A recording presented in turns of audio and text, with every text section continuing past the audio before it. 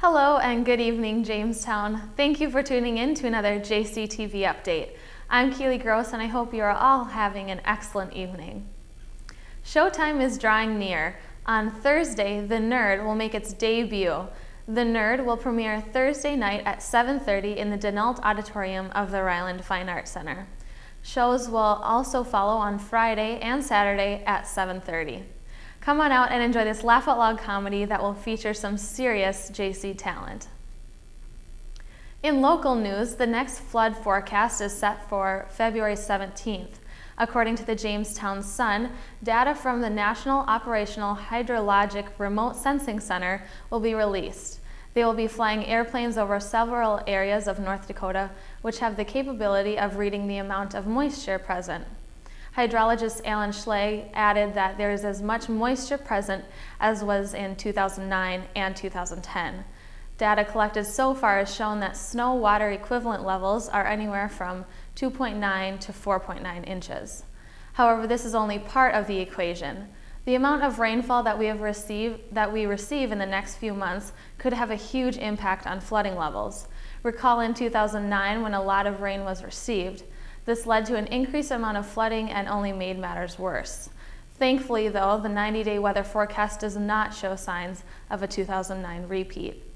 At this point, the best circumstances that can be hoped for is a gradual decrease in temperature and a dry March and April. Fingers crossed. And for an update on the situation in Egypt, Vice President Omar Suleiman was quoted as saying, "We can't put up with it," regarding continued protests in Tahrir. According to the Associated Press, the mass demonstrations have been going on for a total of 16 days, but have quieted down quite a bit in the past few days. Suleiman added that there will be no ending of the regime and that there will not be an immediate departure of President Hosni Mubarak. However, he did state that violence will be avoided and that discussions will be Egypt's plan of action to compromise with the demands for democratic reform. Suleiman continued in saying that the rioting must stop soon because of its devastating effects on the economy, which the United States is taking particular concern in as well. As of now, it is a relief to know that discussions are underway and that for now, violence is decreasing. And now for weather news. Although we have been hearing about strange and brutal weather all across the country, it seems that conditions here are on the up and up, and at least for your 5-day weather forecast anyway.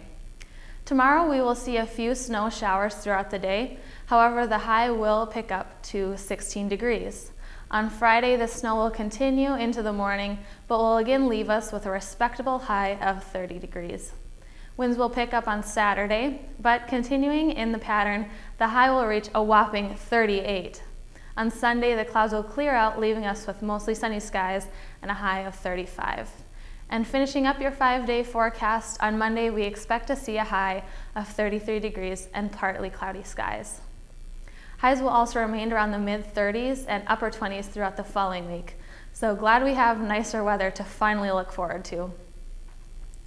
For your sports update, the Jimmy men and women's basketball teams hit the road tonight and took on Valley City. This marked the second time that they have met up with the Vikings during the season.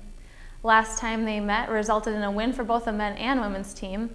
Currently, both the men and women's team have a conference record of 7-4. Catch up with us later this week to find out the results and scores for this big rivalry matchup.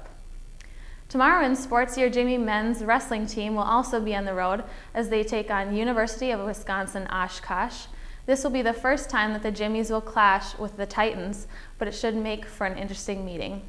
Following up this match, the Jimmies will remain in Wisconsin and travel to Eau Claire on Saturday and compete at the Blue Gold Invite. And finally, also hitting the road will be the track and field teams. On Friday, they will make the short trip to Moorhead, Minnesota, and take part in the Cobber Duels at Concordia College. The Jimmies are hoping to add a few more events to their list of those qualified for nationals. For all the scores, highlights, and sports updates, tune in later this week to find out, or tune in to Spittin' Sports with our sports reporter, Nick Meehan. Thank you all once again for making JCTV a part of your evening. We promise that if you keep watching, we'll continue to connect the campus to the community.